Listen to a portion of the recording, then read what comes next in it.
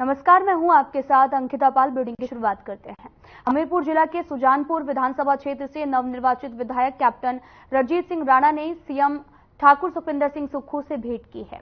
ये एक शिष्टाचार भेंट थी और आपको बताते चले कि सीएम ने उन्हें राज्य विधानसभा के निर्वाचित होने पर बधाई भी दी और साथ ही सुजानपुर क्षेत्र के विकास के लिए हर संभव सहयोग देने का भी आश्वासन दिया। कैप्टन राणा ने अपनी जीत का श्रेय सुजानपुर क्षेत्र की जनता और सीएम ठाकुर सुखविंदर सिंह सुक्खू के सशक्त नेतृत्व को दिया है। साथ ही उन्होंने ये भी कहा कि ये ठाकुर सुखविंदर सिंह सुक्खू के नेतृत्व के लिए भी की जाने वाली राज्य कांग्रेस सरकार की नीतियों और कार्यक्रमों की भी जीत है।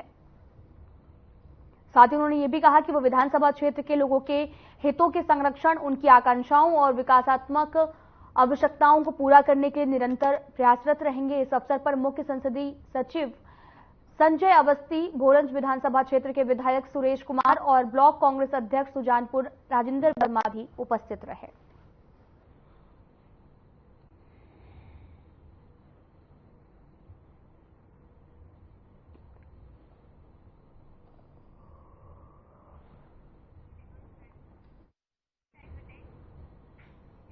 नेता प्रतिपक्ष जयराम ठाकुर द्वारा प्रदेश में चारों लोकसभा सीटें हारने पर सुखविंदर सिंह सुक्खू से मुख्यमंत्री पद से इस्तीफा देने की सलाह दी गई है। वहीं इस पर भी सीएम के मीडिया एडवाइजर नरेश चौहान ने पलटवार किया और जयराम ठाकुर पर भी षड्यंत्र करके मुख्यमंत्री बनाने के सपने देखने के आरोप भी लगाए।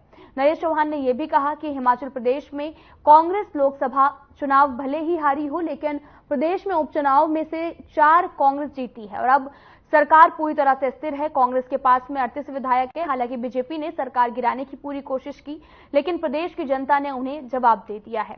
अब सरकार 5 साल तक चलेगी और जो भी वादे जनता के साथ में सरकार ने किए हैं उन्हें पूरा भी किया जाएगा।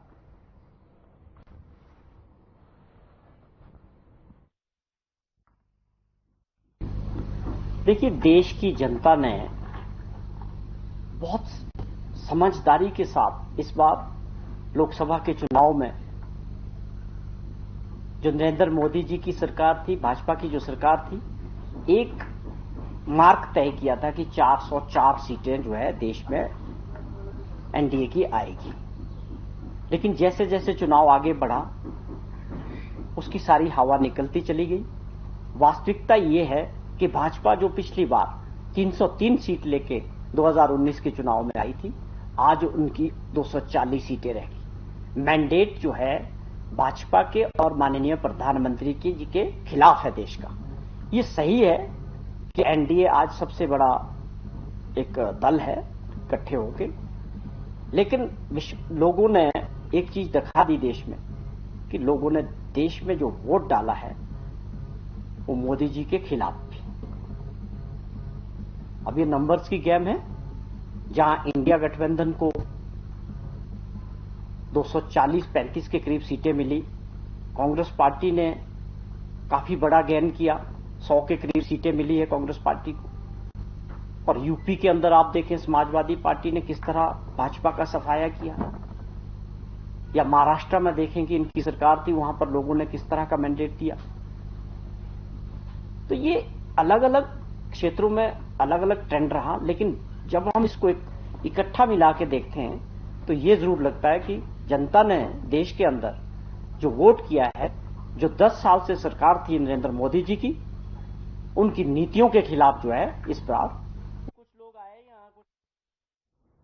हिमाचल प्रदेश में लोकसभा की चारों सीटों पर तीसरी बार बीजेपी की प्रचंड जीत हुई है, जबकि कांग्रेस पार्टी को 68 विधानसभा क्षेत्र में से 61 में से हार मिली है। और बीजेपी की जीत पर प्रदेश की जनता का आभार प्रकट करते हुए शिमला में पत्रकार वार्ता कर नेता प्रतिपक्ष जयराम ठाकुर ने हिमाचल की सरकार पर निशाना साधते हुए कहा कि सीएम सुक्खू को पार्टी हाईकमान के एक्शन से पहले ही नैतिकता के आधार पर इस्तीफा दे देना चाहिए। सीएम अपने नादौन विधानसभा क्षेत्र से भी हारे हैं।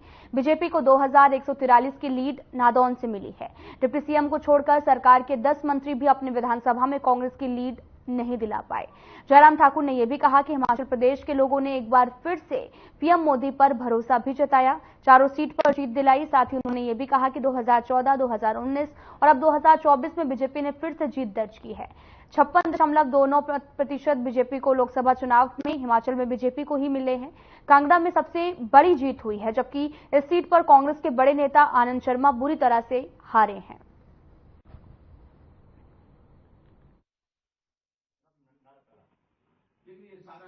के चुनाव में भारतीय जनता पार्टी ने 56.29% जो है वो वोट हासिल किया हिमाचल प्रदेश में,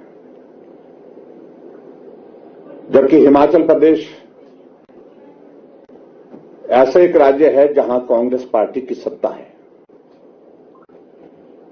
और सत्ता में होने के बावजूद भी कांग्रेस पार्टी को जो वोट मिला है यहां पर 41.57% मिला है।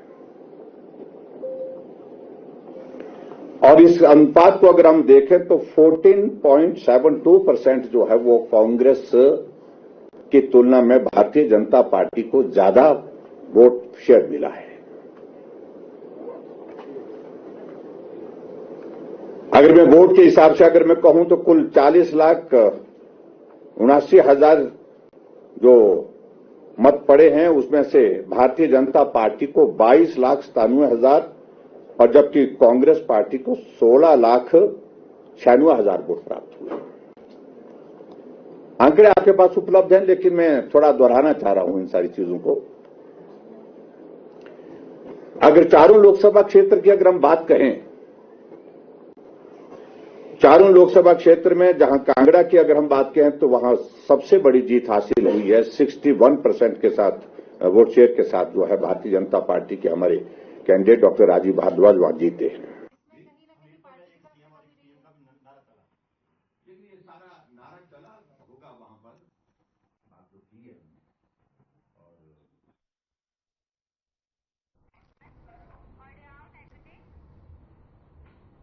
लोकसभा चुनाव में हिमाचल की चारों सीटों पर भगवा लहराने के बाद से बीजेपी गदगद है। और इस बीच आपको बताते चलें कि चुनावी परिणाम के बाद अपने गृह निर्वाचन क्षेत्र नाहन पहुंचे प्रदेश बीजेपी अध्यक्ष डॉक्टर राजीव बिंदल ने मीडिया को संबोधित करते हुए प्रदेश की कांग्रेस सरकार पर जुबानी हमला बोला है। और मीडिया से बात करते हुए डॉक्टर राजीव बिंदल ने मतदाताओं का आभार व्यक्त करते हुए इस जीत को प्रधानमंत्री नरेंद्र मोदी के नेतृत्व में करिश्माई जीत बताया हुआ है। और उन्होंने ये भी कहा कि प्रदेश के 68 विधानसभा क्षेत्र में से 61 विधानसभा क्षेत्र से बीजेपी को बढ़त मिली है। और यही नहीं, मुख्यमंत्री सहित 12 मंत्रियों में से 10 मंत्री भी अपने अपने विधानसभा क्षेत्र से लीड नहीं दिलवा पाए हैं। इतना ही नहीं, सीएम सुखविंदर सिंह सुक्खू भी अपने विधानसभा क्षेत्र से कांग्रेस को लीड नहीं दिलवा पाए। बीजेपी यहां से 2000 से भी अधिक मतों से चुनाव जीती है।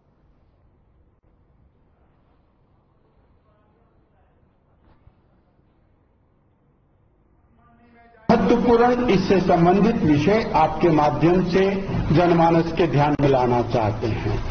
68 विधानसभा कार्य हमीरपुर से करनौल हल के बीच में भी सरौन पावर कंपनी द्वारा पूरा डंका न लगाए जाने पर भी परिवार वालों और स्थानीय जनता में रोष है।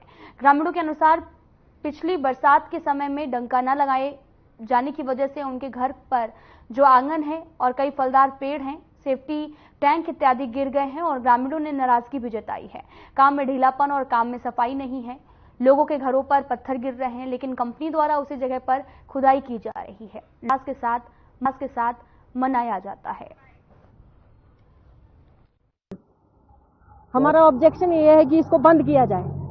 कन्वर्टर कहीं जो हमारे कन्वर्टर पहले के हैं उसको रीओपन किया जाए, इस कन्वर्टर को बंद किया जाए। ये देखो कितनी है ना, और ये पानी आ रहा, मेरी उम्र इतनी हो गई कभी भी यहाँ पानी नहीं आया। 75 साल की है, कभी भी इधर इतना पानी नहीं आया। तो पहले क्या यहाँ पे पता का चाय